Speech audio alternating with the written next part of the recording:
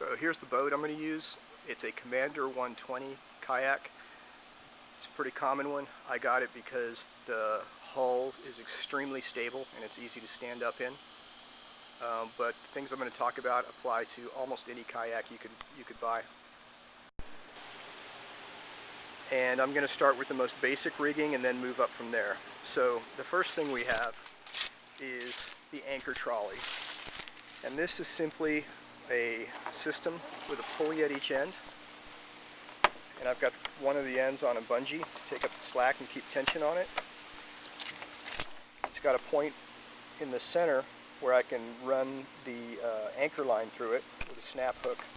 And what this allows me to do is to change the point where the rope intersects with the kayak so that I can set myself up with the anchor coming off my boat at any point along this side. And here on the track I've got a jam cleat so that I can get the anchor line locked in place and then run it off through this point. So for example, if I want it to be in the center of the boat, I'd lock the line in place and then run the trolley up so that the anchor point is here. If I wanted the anchor point at the stern of the boat, I would just run it back.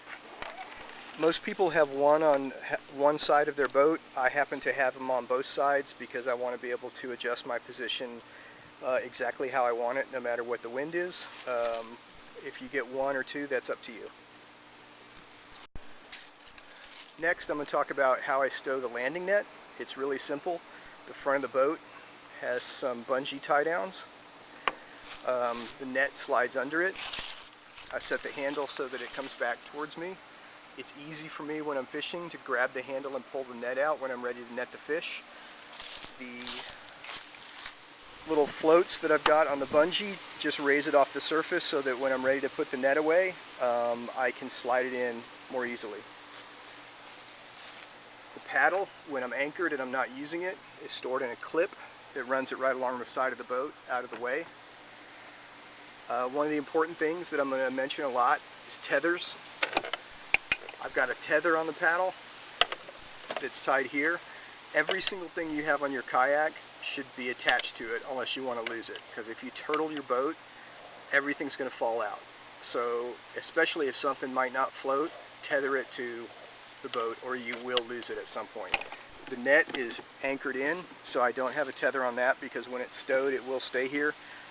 Everything else, even my tools, all on a tether.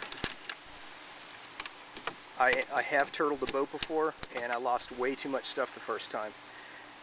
Next, let's talk about this tool tray. It's really pretty basic. I carved it out of a cutting board that I got at Target. It's black. I just cut the shape I wanted, drill some holes, and then it mounts to the track system using some little screw down fasteners that I got at Lowe's. And that allows me, if I want to move it, to position it anywhere on the track that I want to. A lot of people shoot the transducer through the hull, and I may do that at some point, but right now I've got it on an arm that goes over the side of the kayak. When I'm not using it, it just flips up like this and is out of the water. In use, back down. Here's a better shot of it.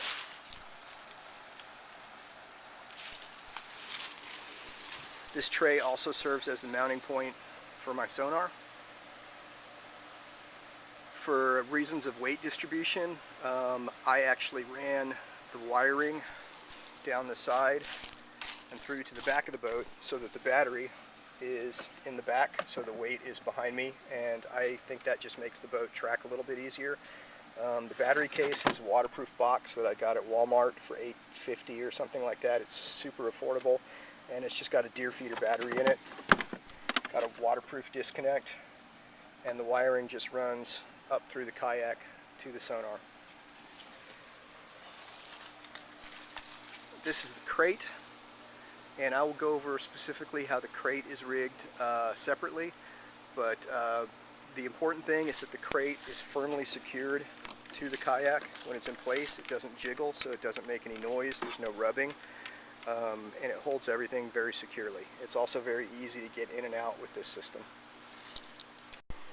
since storage space is at a premium, I made a little shelf that fits on the track system here. This is actually a GoPro mount if I want to have a shot coming back to me.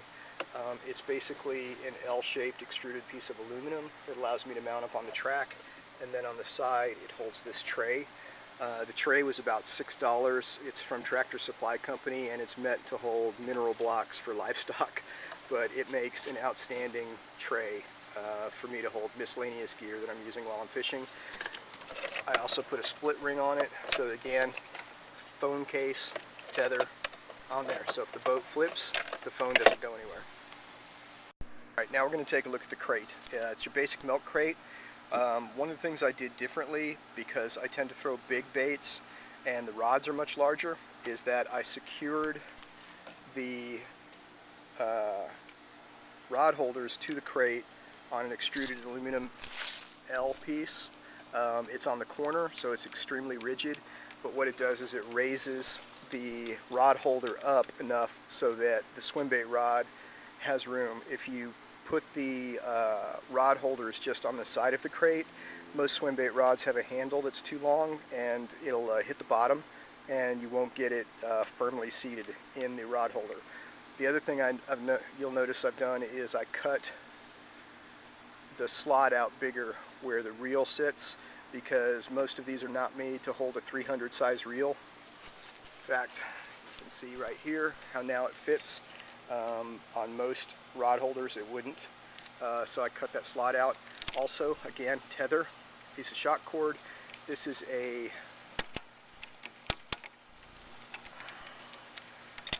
cord clamp from Home Depot. Drilled it, put the tether in it, and there you go. Most of them are smaller, but I have a couple rods that I need the bigger clamps on. These are 2 scoops that I got. They're feed scoops from Tractor Supply Company. I think they're about $3 each, and I bolted them to the back of the milk tray. They're a great place to put water bottles on a day that's not too hot, and I only use 1 water bottle. I can also put my anchor back here, also keep the hog trough in it. And then lastly, I happened one day to find a really cheap collapsible kayak paddle, the kind that comes with like little inflatable toys and stuff, floating on the lake, and nobody claimed it in the lost and found, so I cut the paddle down to fit here, bolted it, and now I use the shaft like this. It's super easy to install and remove. It's rigid, gives me a place to mount my light at night and my GoPro during the day. The milk crate holds Plano boxes, and again, same theme,